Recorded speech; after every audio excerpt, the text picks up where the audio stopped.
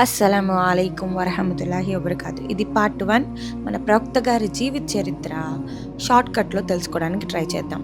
ప్రవక్త ముహమ్మద్ సల్లల్లాహు అలైహి వసల్లం గారు మక్కా నగరంలో క్రీస్తు శకం 570 సంవత్సరాలలో జన్మించారు. అది రబియుల్ అవ్వల్ అముల్ ఫీల్ సంఘటన జరిగిన సంవత్సరం. ప్రవక్త ముహమ్మద్ సల్లల్లాహు అలైహి వసల్లం గారి పాలు పట్టిన తల్లి హలీమా సాదియా గారు. ప్రవక్త గారు బనీ సాద్ తెగవారి పల్లెటూరులో 5 సంవత్సరాల వరకు ఉన్నారు. ఆ తర్వాత హలీమా సాదియా గారు రదియల్లా అన్హు గారు ప్రవక్త సల్లల్లాహు అలైహి వసల్లం గారిని ఆయన తల్లికి తిరిగి అప్పగించారు. ఆయన తండ్రి అబ్దుల్లా గారు ఆయన పుట్టక ముందే మరణించారు. ఆయన తల్లి ఆమినా గారు కూడా ఆయన వయసు 6 సంవత్సరాలు ఉన్నప్పుడు మరణించారు. తల్లి మరణించిన తర్వాత ఉమ్మె ఐమున్ గారి పెంపకంలో ఉన్నారు. ఆ తర్వాత అబ్దుల్ ముతాలిబ్ గారు సంరక్షణలో ఉంచారు.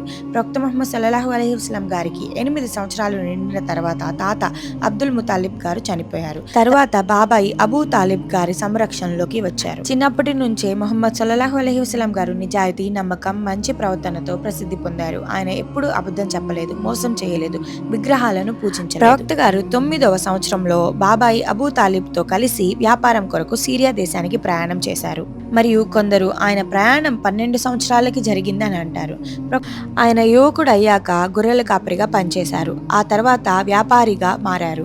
ఆయన నిజాయితీ వల్ల ప్రజలు ఆయనను అల్ ఆమీన్ అనగా నమ్మకస్తుడు అని పిలిచేవారు.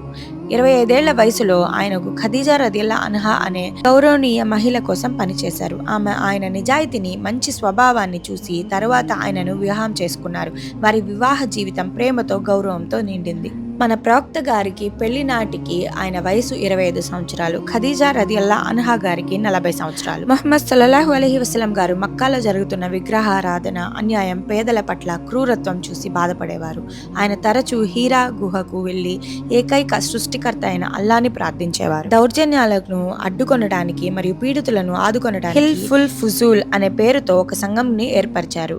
దానిలో ప్రవక్త ముహమ్మద్ సల్లల్లాహు అలైహి వసల్లం గారు కూడా పాల్గొన్నారు.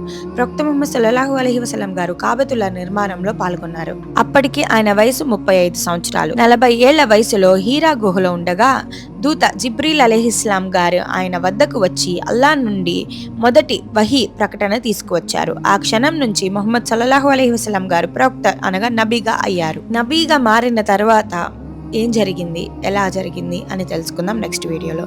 Please do subscribe and follow for more such videos.